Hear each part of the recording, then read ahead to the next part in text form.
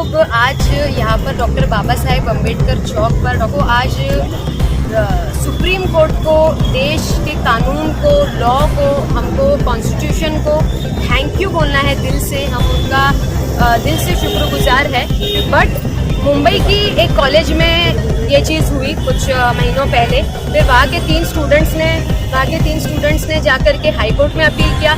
High court से appeal reject हुई तो उन्होंने सुप्रीम कोर्ट में अपील किया। अगर आप हमारे देश में अलग अलग जाति धर्म के लोग हैं, कल्चर के लोग हैं, महिलाएं हैं जो वेस्टर्न कल्चर के, वो अपने हिसाब से जीन्स या जो भी उनको पहनना वो पहनते हैं।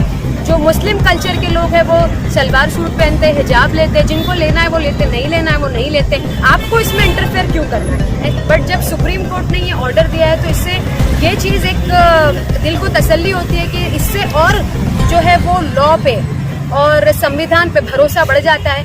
और as Muslim Indian Muslim women हम लोग बहुत प्राउड है। We are very proud to be Indian Muslim women and we are very thankful कि सुप्रीम कोर्ट ने ये ऑर्डर पास किया, ये स्टे लाया इस वर्डिक्ट पे। We are very very thankful.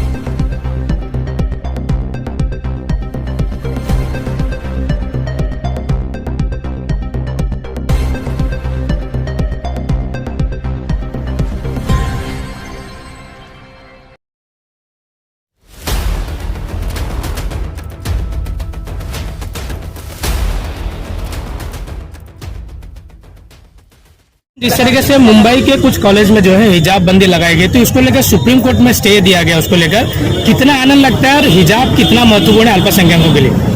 देखिए, हम लोग आज यहाँ पर डॉक्टर बाबा साहेब अम्बेडकर चौक पर डॉक्टर बाबा साहेब अम्बेडकर के वहाँ हार चढ़ाने आए हैं। हमको आज सुप्रीम कोर्ट को, देश के कानून को, लॉ को, हमको कॉन्स्टिट्यूशन को थैंक यू बोलना है दिल से। हम उनका दिल से शुक्रगुजार है क्योंकि आपको पता है ये सारी चीज़ें 2022 में शुरू हुई थी कर्नाटका में, जब वहाँ पर इलेक्शन होने वाला था।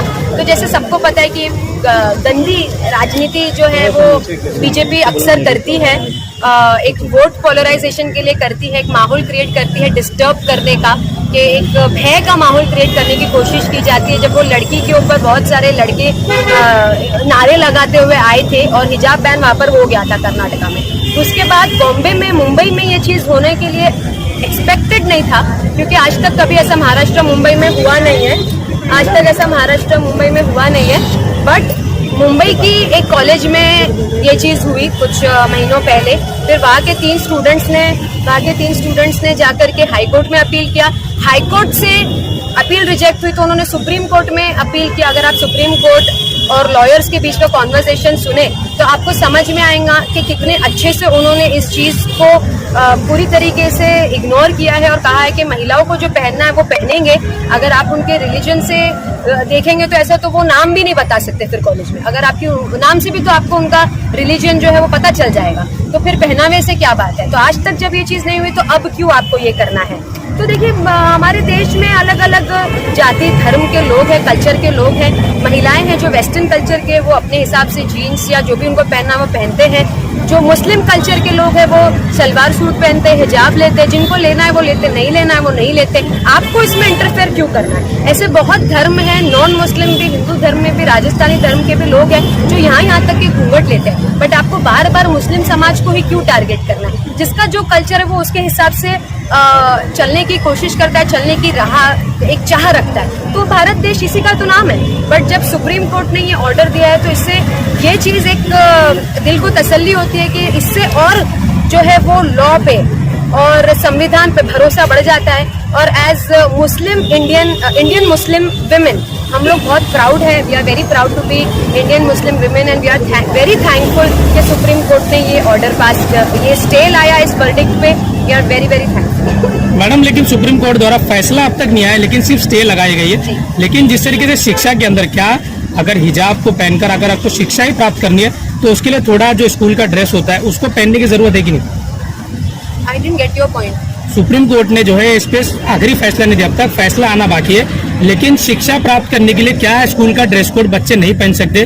क्योंकि हिजाब आप पहन सकते हैं, आपको कॉलेज में जाने के बाद उतारना पड़ता है उसको। तो शिक्षा प्राप्त करने के लिए क्या आपको हिजाब पहनना बहुत जरूरी है? ये हमारा कल्चर है, हमारा कल्चर है, हम पहन के जा सकते हैं, क्यों नहीं कब से पहन के जाते हैं, सदियों से पहन के जा रहे हैं, हम जाके पहन सकते हैं। बहुत सारे बच्चे हैं, स्टूडेंट्स हैं जो यूनिफॉर्म भी पहनते हैं, उसके ऊपर हिजाब ले लेते हैं। What is the problem in that? उसमें प्रॉब्लम क्या है?